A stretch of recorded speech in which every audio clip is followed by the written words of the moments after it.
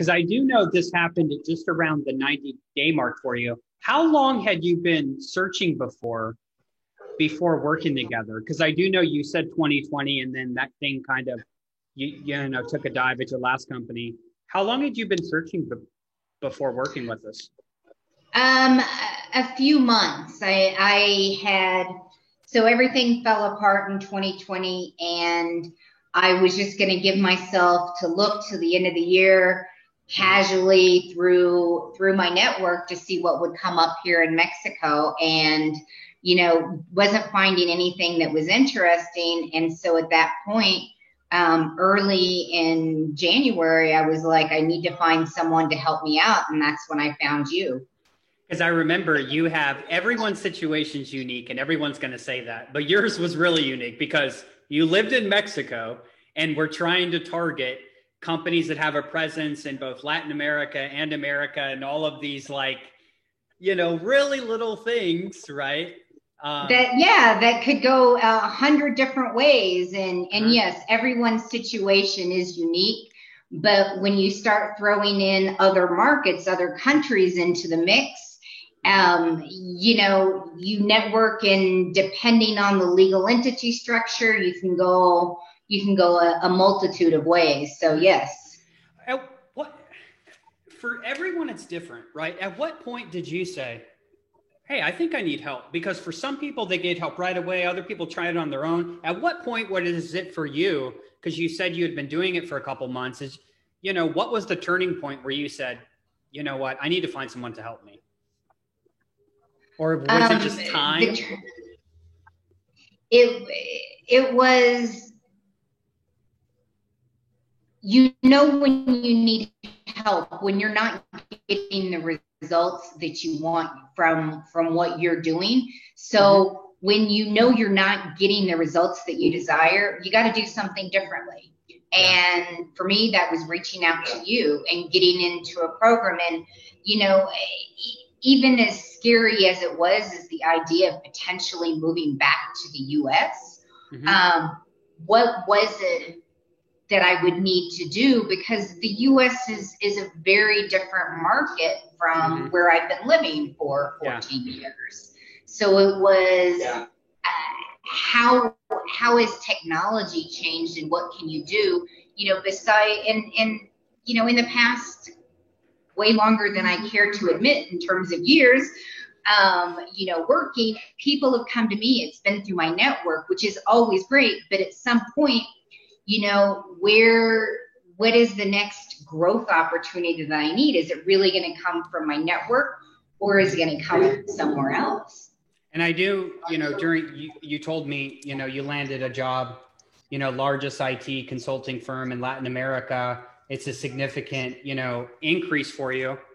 But what do you think it was? What did you find the most valuable, right? Because some people say, hey, that automated system really helped. Some people say, hey, the networking or interview strategies or things of that. Or some people say it was the group. And I know you said you just went to Miami and you met with Danny. And I know you had networking calls with a bunch of other people in our program. If you had to pick one that was maybe the most valuable, what would you say it was? Since I can only pick one, it was helping me to believe in myself again, because when you're looking for a job, you feel vulnerable, and you feel extremely vulnerable, and finding that belief, that strong belief in myself again, was the best thing. I mean, my confidence was built, with each passing week and each call that I had, and whatever it was I needed to learn from that call to get to the next one, so that I could, meet who would end up being my boss and, my part of the team that I'm working with.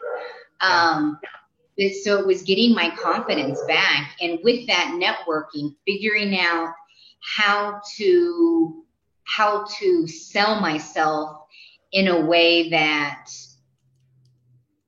I hadn't articulated in the same way before. Yeah. By the way, you come from a immense sales background, right? It's funny because in the program, you know, when you're in a search, you think it's just like, I'm the only one that's going through this, right?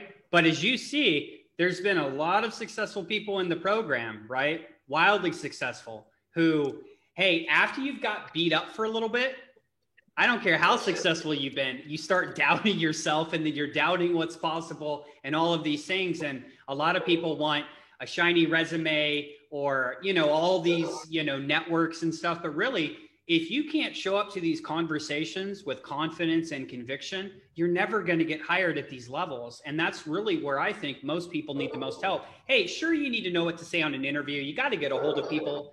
But if you don't have that piece where like, hey, I truly believe like I can do this for sure, it's really hard to get hired. Absolutely. And, you know, networking with people that I went to grad school with or people that I know in the US that I reconnected with, you know, if I would look at their profiles on LinkedIn, you see what I would consider just this neat career trajectory. But then on the flip side, when people talk to me, they're like, oh my God, that's so cool that you've been out of the US for so long. And it's like, but they don't, you know, they didn't live through the ups and downs and devaluation when you lose a third of your money overnight, because, you know, those are very different challenges that I faced. And I get from a different perspective, it's all cool and people see the travel and a lot of things.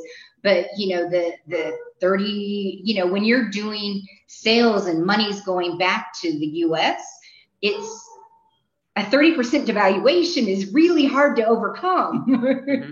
Exactly. And I know, fortunately, you've had a really good positive mindset this whole time. Everyone has to overcome certain things, but it was a pleasure working together. I loved every time, you know, we could chat. What advice would you have for someone who's maybe considering working for us? Because I do know everyone's apprehensive to get help. Is it going to work for me, right? Is it going to do this? What advice would you have? You know, if there was someone right here sitting next to us and they were considering maybe, you know, partnering together to help them achieve something. You know, why is it taking you so long to make a decision? Because you know you need help, and asking for help is one of the hardest things you can ever do. We all have to learn how to ask for help. And through my networking, someone told me that, you know, people will always want to help, and you should never rob anyone of the joy of helping you. And that statement just brought it all together for me, because it's true. You know, we're all looking for more joy in our life, and helping others through a time in their life that can feel deflating at times, that brings joy, and you're going to carry that forward, and you're going to remember, you know, I mean, anytime someone that comes to me now and needs help, of course, I'm going to take that extra step and make the time to do it and talk to them, network, see what they want. Because it's why we're here. Yeah. A lot of people have that fear of rejection. Oh, what if they don't want to talk to me?